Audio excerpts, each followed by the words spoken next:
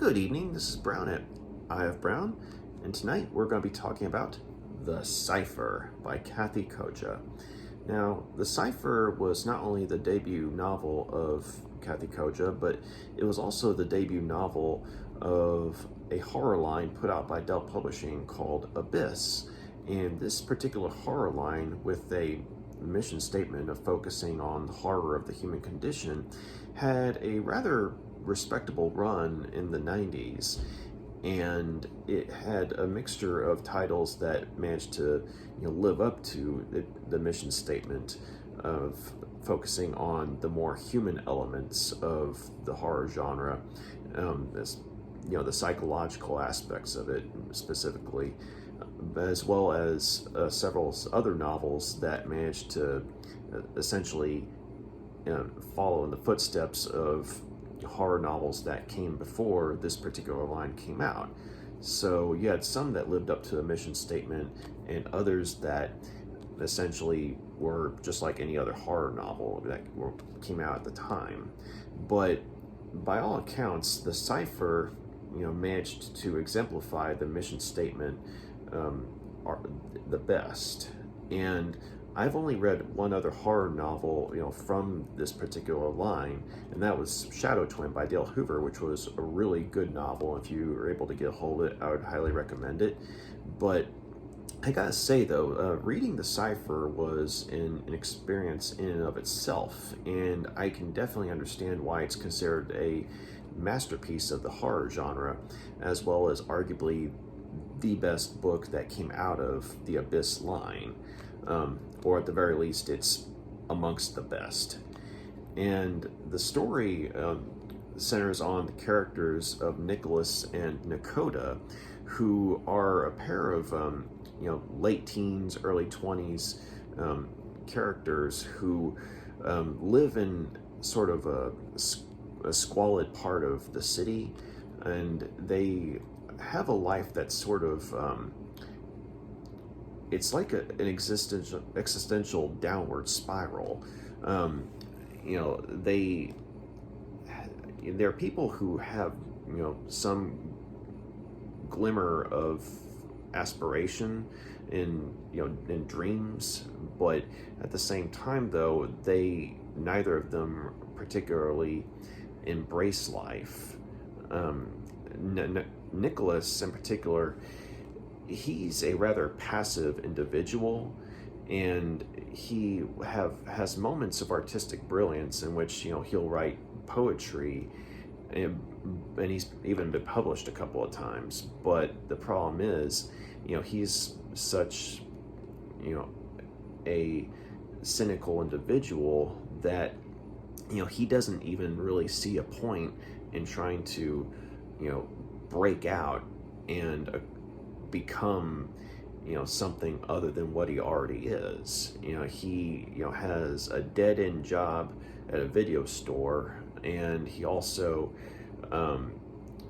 has a relationship with Nakoda, who is a rather manipulative individual, and she herself is someone who doesn't particularly see the point of having a meaningful relationship with people. She just sees them as tools to be used, and whoever can hook her up with the next big high, whether literal high or metaphorical high, they're the person that she's going to stick with. And once they stop being able to supply that high, she'll go back to whoever was able to put up with her before. In this case, Nicholas being on the most recent list, or being the most recent person that she's sort of going back to but using.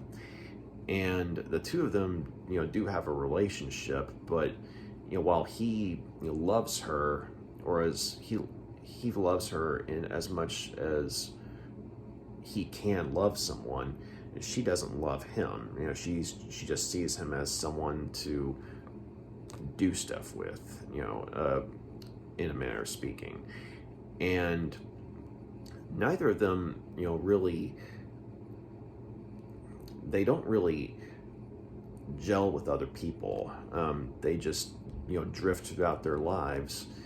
And one day, though, at the apartment complex in which they live, they find they happen to stumble across a storage room, and in the storage room is a hole that doesn't seem to go anywhere. And they check it out, and it's on Nakota's suggestion that they start experimenting with it, and they learn that anything that's within the vicinity of the hole basically becomes warped or changed in some way. And they do a couple of experiments, like they have a jar of flies that they put near the hole, and pretty soon the flies become mutated in such a way, like some of them have more than one head, or the wings become changed in such a way to where there's patterns that Nakota swears up and down are a series of runes. And Nicholas, he just doesn't really, he sees the changes, but he doesn't see what Nakota's seeing as far as the runes. And even dead animals, they start putting the dead animals near the hole, and even live animals, namely mice, and some gruesome results end up occurring. Namely, the mice become mutated, or they get killed, but their bodies are changed. And it's something that Nakota finds endlessly fascinating. And for her, this is kind of the next big thing. Whereas Nicholas, he's certainly fascinated by what he's seeing. He's also on edge about it, and rightfully so, because, this is something that obviously shouldn't be there. And, he's, saying, hey, maybe we shouldn't be messing around with this as much as we are. And, it gets to a point where they put a video camera down there, and which he's able to sort of borrow from his job, and they lower it down into this hole, which they end up calling the fun hole. And they anyway, though, they put a video camera down into the fun hole, to see if they can record anything or find anything down there. And they do see some rather bizarre things. And, at one point, Nicholas, can swear that he sees a figure down there, and it's described as just humanoid in shape only, but you can't really see any characteristics, or the ones that are there, they're so warped by, I guess, the distortion down there, that they can only, vaguely describe, what this thing looks like. But they watch this video that they've made, from the recording, and it gets to a point where, Nakota becomes obsessed with this, and, she thinks that, by spending more time around the fun hole, that they can learn more about, whatever it is that lies beyond this plane, if you will. And Nicholas, he's once again, he's trying to say, hey, maybe we shouldn't be messing with this stuff, but because he's the passive, cynical individual that he is, he doesn't really see any point besides a token resistance against Nakota. But then one evening he finds her trying to put her head down there, and she's saying, I have to get my head back. And at this point, he doesn't know if she's just gone crazy or if the fun hole's manipulating her. And she comes this close to literally putting her head down into the hole. And considering all of the gruesome results that happened from, all the other, experiments that they performed around the fun hole, he doesn't want her to do that. And so he actually manages to get her out of there, or pull her away before she's able to do that, and snap her out of it. But in the process, though, his right hand falls into the hole. And once he yanks it out, he finds that his hand has become mutated. And namely, there's this hole in his hand now that is constantly dripping this fluid. And, he soon comes to find that, in the presence of the fun hole, this hand, he can basically, perform, fantastic feats, using his hand that was infected by the fun hole. And basically word spreads that, they have something down there. And it could be a doorway or to some place that is a realm of experience that no one's ever come across before. And Nicholas seems to be the key, because they soon find that anytime that someone other than Nicholas is down there, the results are very disappointing. But if he's there, weird things start happening. And also the video, it seems to, change from person to person as far as, who ends up watching it, because if, people are watching it and Nicholas is present, they see specific things. Whereas if he's gone, it's almost like they're watching, a bizarre form of static. But a bunch of the people that are in their social circle, if you will, they're sort of in the art scene, and they get involved, and some of them actually do care about Nicholas and Dakota as people, but for the most part, though, they're just pretentious artists who are also parasites. And once they find out that there's something unprecedented here, they do their level best to say, hey, let me get my piece of the pie here.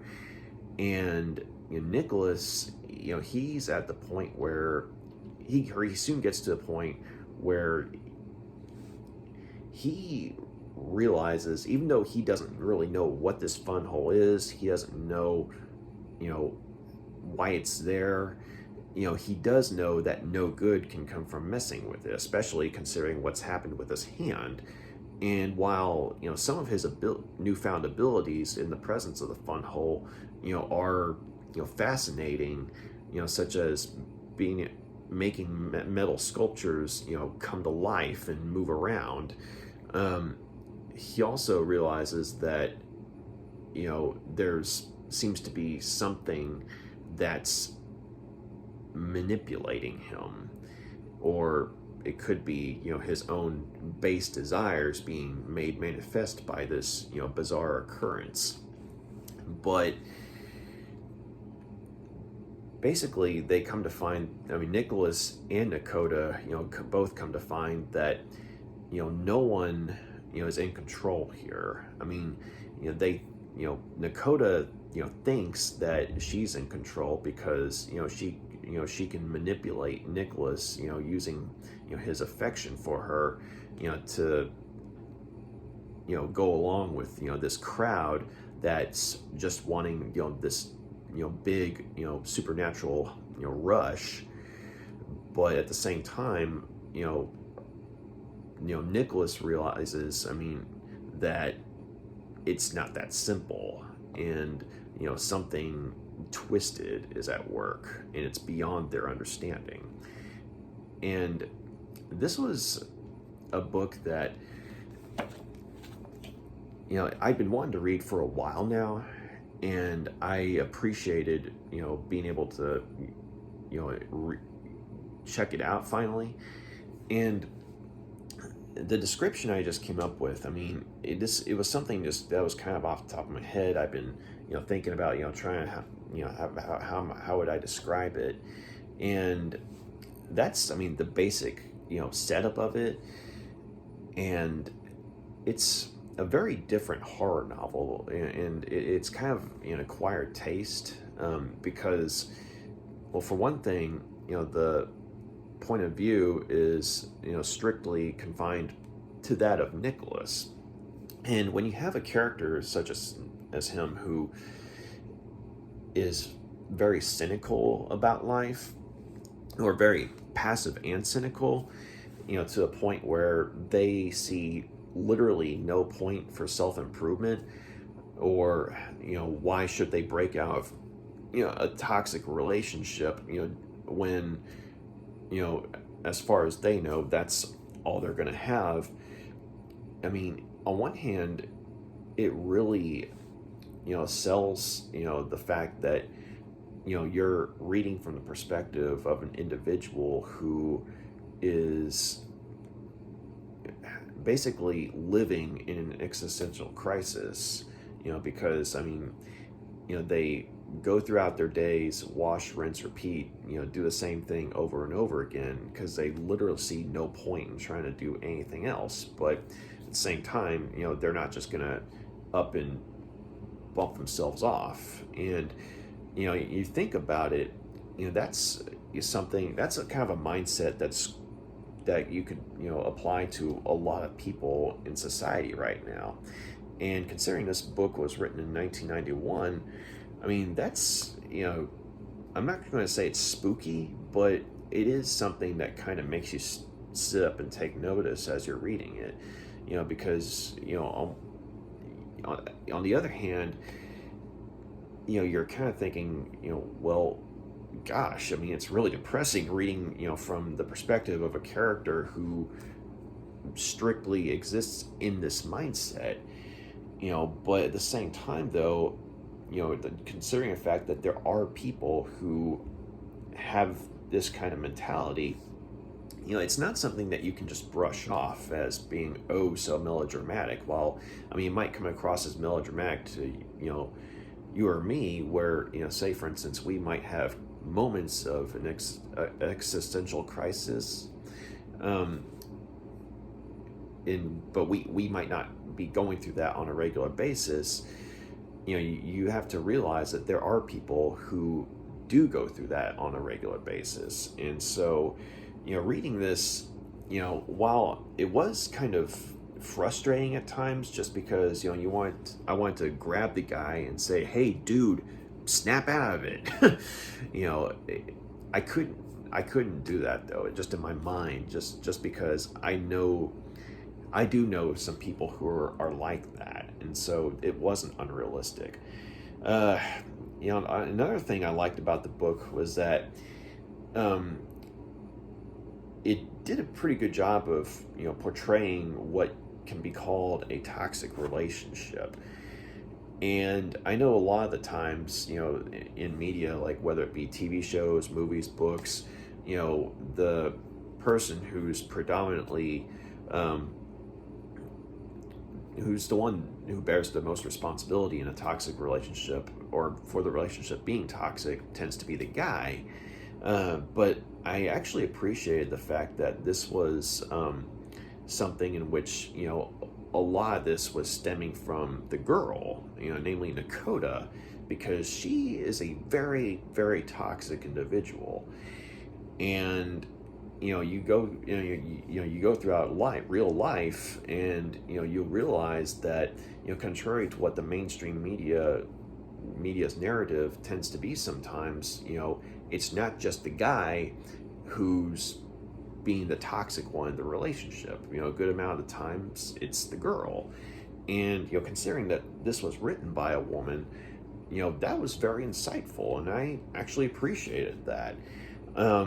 Because, it was very believable in terms of, how she just manipulates, this poor guy, and, yeah, as well as those around her.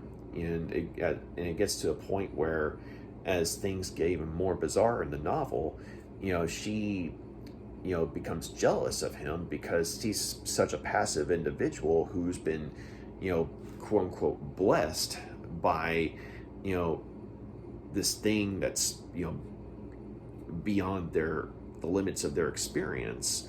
And but I mean, but by, but to him though, he's been cursed by it. I mean, but just because it's something new, she's jealous of him for, having this hole in his hand that, creates wonders in the presence of this fun hole. And, it becomes scary because, she starts getting other people involved, to try and, force him, to do what she wants him to do. And, she kind of, casts herself as a pseudo messianic figure, with all these followers against him. And the way it was done, the way it was written, it was pretty spooky, just because of how people can use their natural charisma in real life to ulterior ends. Or you have people in real life who, I guess you could say, like Charles Manson, who were naturally charismatic by some accounts, but who was stone cold psychopath. And so, yeah, real world horror. And that's the main thing, I liked about it, is that just this the horror of the human condition. And while the fun hole, while a lot of the horror from the book also stems from the fun hole itself, there's a lot of ambiguity about it, because you know that it's there, and that weird things happen, or horrifying things happen around it as well, or in it, but you don't know how it got there. You don't know why it's there. And as far as whether or not there's, an intelligence behind it, the answer, I mean, the way I read it, I think there was an intelligence behind it, or within it. But if there was an intelligence there, as there seemed to be, the book wasn't focusing on that. In fact, when it came to the fun hole, there was a focus on, say, the consequences of messing with it, as well as, the effects that it had, on the people around it. And in this case, for the most part, there was, because Nicholas was the protagonist and the story was told from his perspective, there's a lot of ambiguity there as to whether, the overall stress of the situation is causing him to hallucinate, or, hear things or see things that aren't necessarily there. But at the same time, other characters in the novel, they, tell him that they see and hear things as well. Like I said, the sculptures coming to life, and other times, he hears what can only be described as like an alien, rhythmic sound that no one else can hear. But because of what the fun hole did to his hand, he's connected to it. And another point of the idea that there's an intelligence behind it comes into play, where he's trying to resist the idea of showing more people the fun hole, or at least what happens when he's in the presence of it. And at one point, someone's demanding that they show him, and he's shaking his head no, but then he answers, yes, I will show you. And the book makes it clear that he is not wanting to do that, but it's like something takes him over, and makes him say, the opposite of what he wants to do, even though he's physically shaking his head no. And I appreciated that ambiguity.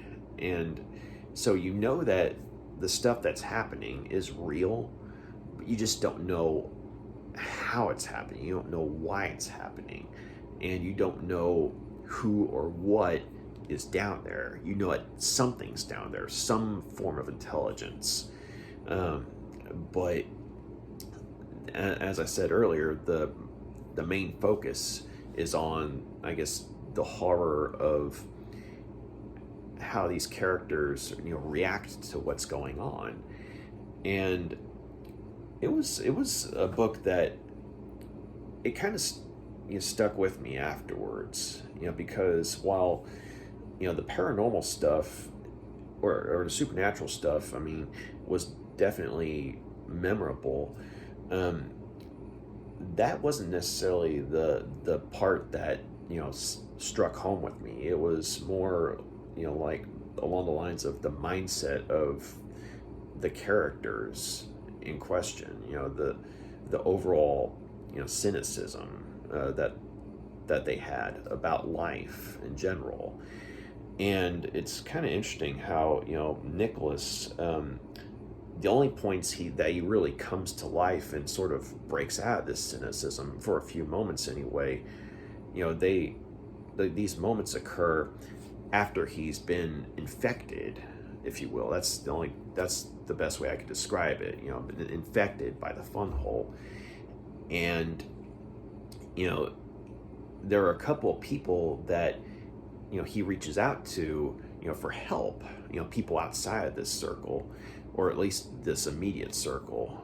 And there are people who were friends of his, or at least or there are people who they weren't the drones in the art crowd. They actually cared about those around them.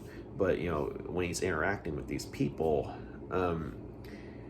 you kind of see the person that I'm not going to say he used to be, but you see the person that he could have been, maybe if he'd been in a more positive mindset positive environment, say psychologically speaking. But at the same time, though, he seems to know that whatever this hole is, or whatever the fun hole is, it's not going to release its hold on him, regardless of how far away he goes from it. And so he breaks through the uncaring wall of cynicism in these moments, and basically he walks away from these people because he knows that no good will come from them being around him, or anyone associated with what's going on with the fun hole. It basically just draws people in and turns them against each other, amongst other things, along with doing horrifically twisted body horror things to them. And basically he doesn't want these people, the people who have actually tried to help him, he doesn't want them to be hurt. So there was just enough of a human being there to where he cares enough that they don't get hurt in all this. In his mind, he and Nakota and anyone else in this group is more than likely already damned by this thing.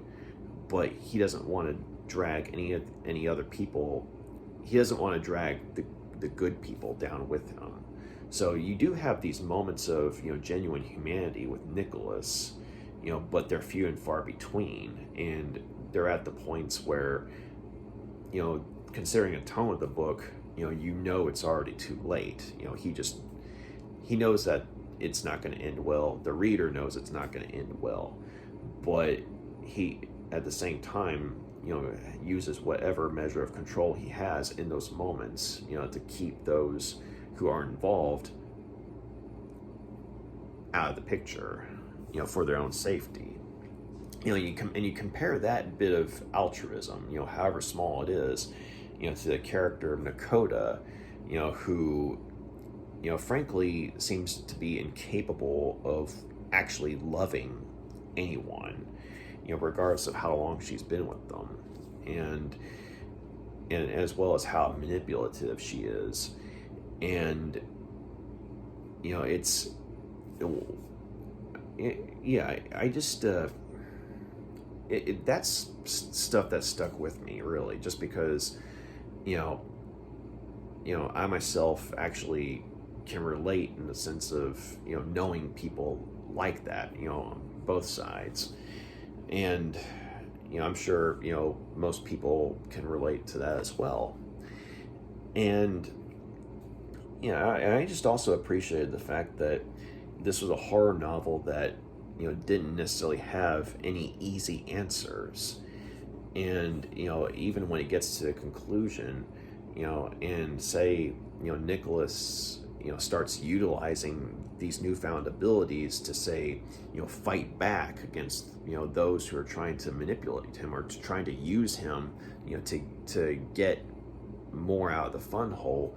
I mean, regardless of how cathartic some of these moments are, I mean, they tend to be towards the end of the book. And like I said, I mean, considering the overall tone, it's not going to end well. And like I said, no easy answers.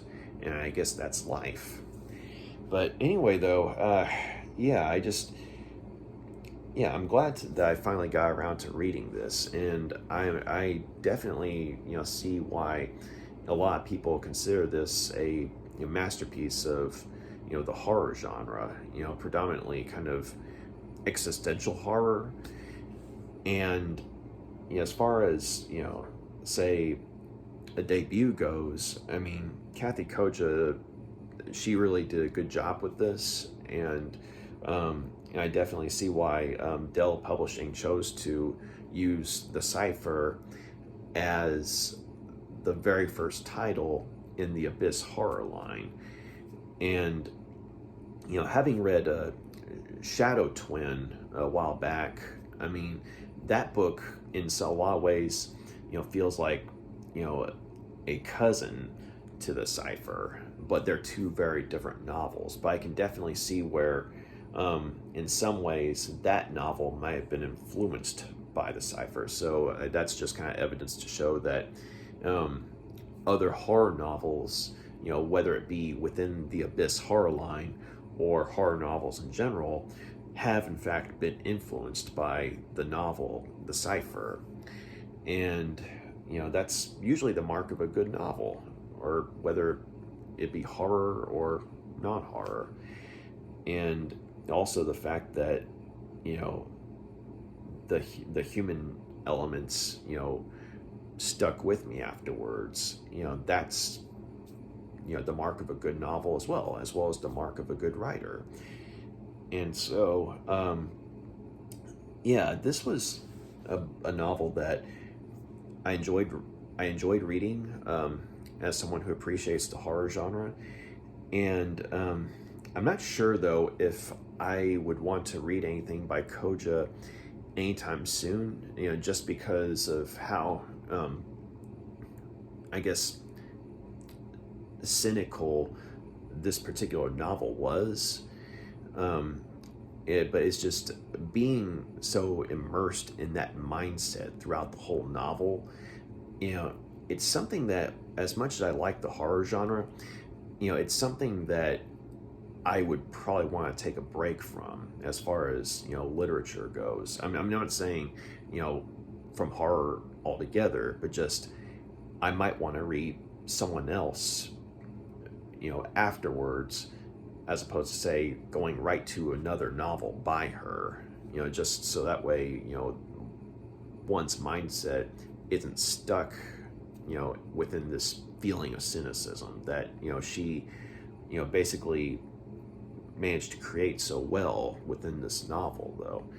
But no, I mean, this was definitely something that I would recommend if you're in the horror genre, especially whether it be psychological horror or existential horror, and I would actually give it 5 stars. It was an acquired taste to be sure, but considering the fact that it stayed with me afterwards, I mean, it did its job. It was an excellent novel, and I'm glad that I was able to read it finally after all this time. And thank you very much for taking the time to check out this review. Y'all got any comments or questions? Let me know. Y'all have a good night.